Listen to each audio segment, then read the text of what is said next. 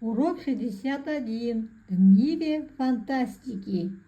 Вы узнаете, что такое фантастика. Научитесь слушать, читать и понимать текст.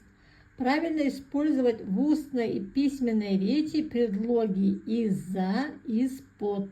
Упражнение 1. Рассмотрите рисунки детей. Прочитайте названия. Придумайте свои. Что в рисунках необычного? Бывает ли такое в жизни? Оқушылардың суретін қараймыз, олардың атауларын оқимыз, өзіміз ат қоямыз.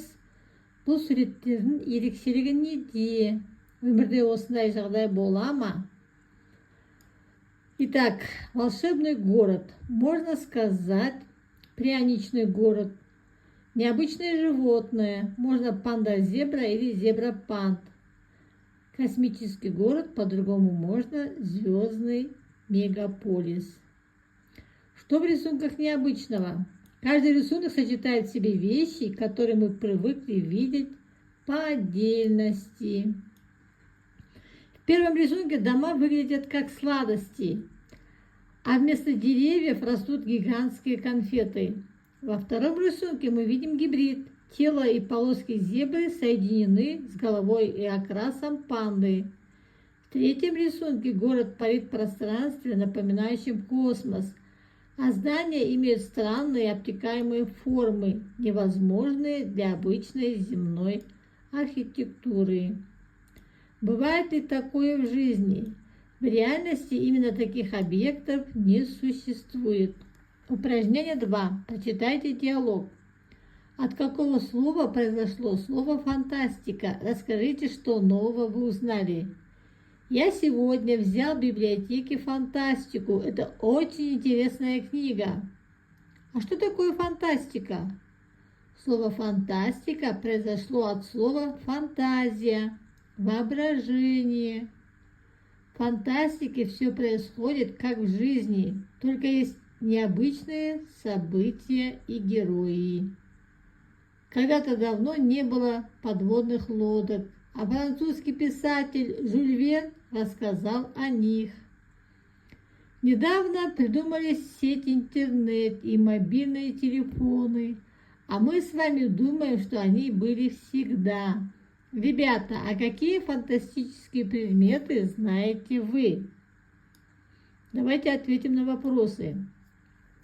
От какого слова произошло слово «фантастика»? Согласно тексту диалога, слово «фантастика» произошло от слова «фантазия», что означает «воображение». Что нового вы узнали из диалога? Мы узнали, что фантастика – это жанр, где события похожи на жизнь, но в них участвуют необычные герои или происходят невероятные вещи.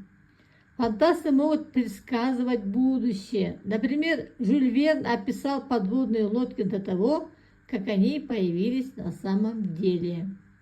Вещи, которые сейчас кажутся нам привычными, интернет, мобильные телефоны, когда-то тоже были лишь плодом чьей-то фантазии. Какие волшебные предметы вы знаете? Из сказок это шапка-невидимка, ковер-самолет, сапоги-скороходы. Из современной фантастики и будущего роботы-помощники, которые понимают человеческие чувства, летающие автомобили, которые заменяют обычный транспорт. Упражнение 3. Сравните определение, чем фантазия отличается от мечты. Мечта – это желание, чтобы то, что вы себе представляете, осуществилось, сбылось. Фантазия – это творческое воображение, способность выдумывать. Упражнение 4. Послушайте текст. Что сделал верблюд? Это мечта или фантазия? Почему? Что за гул? Караул! Проглотил верблюд аул. Как так можно? Проглотил? Ведь верблюд не крокодил. Как так можно? Как так можно? Просто взял да проглотил. Очень интересное стихотворение, да? Что сделал верблюд? Верблюд проглотил целый аул. Это мечта или фантазия? Конечно, это фантазия, потому что это событие абсолютно нереально и невозможно в жизни. Мечта обычно подразумевает под собой некое сильное желание чего-то достижимого и прекрасного. А проглотить одному животному целый аул – это просто невозможно. Упражнение 5. Рассмотрите картинки, напишите каждое из них предложение с предлогом. Я вам предлагаю по 2 предложения. Выберите один себе на выбор, да? Который понравится, то и пишите в тетради. Инопланетянин вышел из-за летающей тарелки. Из-за тарелки показался необычный гость. Стопка книг лежит на круглом столе. На столе аккуратно сложены учебники. Маленький котенок сидит в картонной коробке. Серый котик спрятался в коробку. Упражнение 6. Правильно поставьте предлоги «из-за» и «из-под» предложения. Напишите в тетради. Нүктенің орнына предлогтарды қойып шығамыз мағынасына қарап. Айдар достал книгу из-под подушки.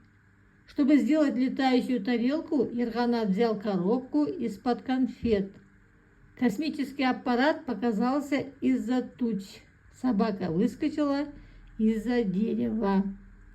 Я узнал, что слово «из-за» и «из-под» – это сложные предлоги, и они всегда пишутся через дефис. Я научился правильно выбирать предлог в зависимости от того, где находился предмет, за чем-то или под чем-то.